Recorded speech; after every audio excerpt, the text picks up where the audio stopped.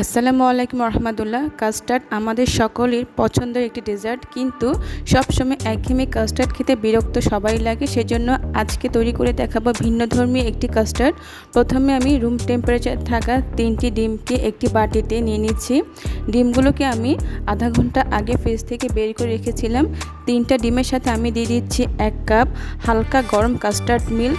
এখানে আমি 2 কাপ দুধের সাথে আমি 2 টেবিল চামচ কাস্টার্ড পাউডার মিশিয়ে দুধটাকে অনেক ঘন করে নিয়েছি। দুধটা যখন হালকা ঠান্ডা হবে তখনই ডিমের সাথে আমি এটাকে দিয়ে দিব এবং চিনি দিয়ে দিচ্ছি 1/2 কাপ।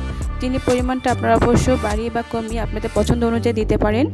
এখন এই চিনির সাথে আমি দিয়ে দিচ্ছি লবণ 1 টিস্পুন। এখন ডিমের সাথে লবণ এবং দুধ খুব ভালোভাবে মিশিয়ে নিতে হবে যাতে চিনির কোনো দানাদার অংশ না থাকে। এখন এর মাঝখানে আমি দিয়ে দিচ্ছি 1/4 কাপ মিল্ক পাউডার, যাতে আমার কাস্টার্ডের ঘনত্বটা খুব ভালো হয়। ভালোভাবে মিল্ক পাউডারের সাথে আমি ডিম এবং দুধের মিশ্রণটাকে মিশিয়ে নিচ্ছি যাতে কোনো লাম্পস না থাকে। এখন ফ্লেভারের জন্য আমি দিয়ে দিচ্ছি ভ্যানিলা এসেন্স। যেহেতু ডিমের একটা কাঁচা গন্ধ থাকে সেই জন্য আমি এখানে ভ্যানিলা এসেন্স দিয়ে দিচ্ছি। ভালোভাবে মিশিয়ে নিচ্ছি। ভালোভাবে মেশানোর পরে আমি এই কাস্টার্ডের মিশ্রণটাকে একটা সাইডে রেখে দিব।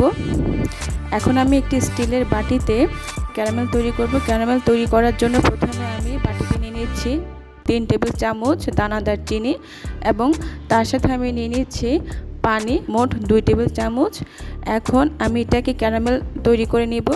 যখন ক্যারামেল তৈরি হয়ে যাবে তখন এই ক্যারামেলটা যখন হালকা ঠান্ডা হবে ওই পর্যায়ে আমি প্লাস্টিকের যে 1 টাইম বাটিগুলো আছে সেই বাটিগুলোতে আমি ক্যারামেলটাকে দিয়ে দিচ্ছি।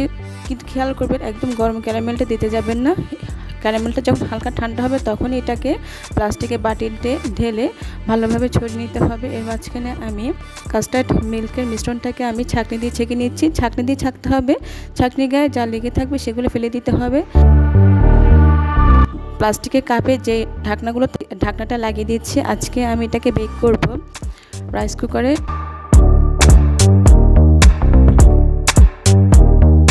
এখন রাইস কুকারে পর্যাপ্ত পরিমাণ পানি নিয়ে পানিটা যখন গরম হবে ওই পর্যায়ে আমি স্টিমারের উপরে আমি 3টা কাপকে আমি রেখে দিলাম এবং ঢাকনা দিয়ে ঢেকে দিচ্ছি 15 থেকে 20 মিনিটের জন্য। আমার রাইস কুকার অন হয়ে গিয়েছে। 15 থেকে 20 মিনিট পর রাইস কুকারটা অটোমেটিক অফ হয়ে যাবে। 15 থেকে 20 মিনিট পরে আমি কাঠি দিয়ে চেক করে দেখছি ভালোভাবে ভিতর থেকে হয়েছে কিনা। জি, আলহামদুলিল্লাহ এটা ভালোভাবে ভিতর থেকে হয়েছে।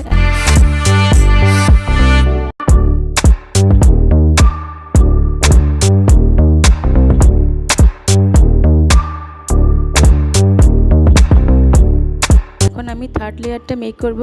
থার্ড লেয়ার মেকিং করার জন্য আমি একটা স্টিলের বাটি 1 কাপ গরম পানি নিয়ে নিচ্ছি। তার সাথে আমি দিয়ে দিচ্ছি 1 টিস্পুন আগার পাউডার, সামান্য পরিমাণ ফুড কালার এবং দিয়ে দিচ্ছি লবণ, সামান্য পরিমাণ চিনি দিয়ে দিচ্ছি 1 টেবিল চামচ।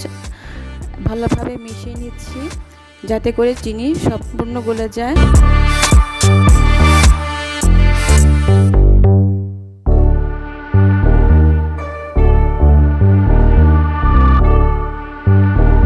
এখন জেলের মিশ্রণটাকে আমি কাপের উপরের যে খালি অংশটা আছে সেখানে ঢেলে দিচ্ছি এবং সৌন্দর্যের জন্য কিছু পরিমাণ নারকেল কোড়ানো আমি দিয়ে দিলাম। এটা আপনাদের ইচ্ছা, আপনারা চাইলে নারকেল কোড়ানো দিতে পারেন বা চাইলে নাও দিতে পারেন। এখন আমি এটাকে ডিপ ফ্রিজে রেখে দিব সেট হওয়া পর্যন্ত। সেট হয়ে গেলে দেখতে পাচ্ছেন খুব সুন্দর একটা ডেজার্ট তৈরি হয়ে গেল এবং 3টা লেয়ারের ডেজার্টটা তৈরি হয়ে গেল। প্রথমে লেয়ারটা হচ্ছে জেলি, তারপরটা হচ্ছে ডিমের পুডিং এবং লাস্ট লেয়ারটা হচ্ছে আমার ক্যারামেল। তো আকর্ষণীয় এই ডেজার্টটা আপনারা চাইলে অতিথি আপ্যায়নে এটা সামনে রাখতে পারেন, তাহলে অবশ্যই আপনার প্রশংসা কেউ না করে যাবেই না। ইনশাআল্লাহ নেক্সট রেসিপিতে আবার দেখা হবে। ততক্ষণ পর্যন্ত সবাই ভালো থাকবেন। আসসালামু আলাইকুম।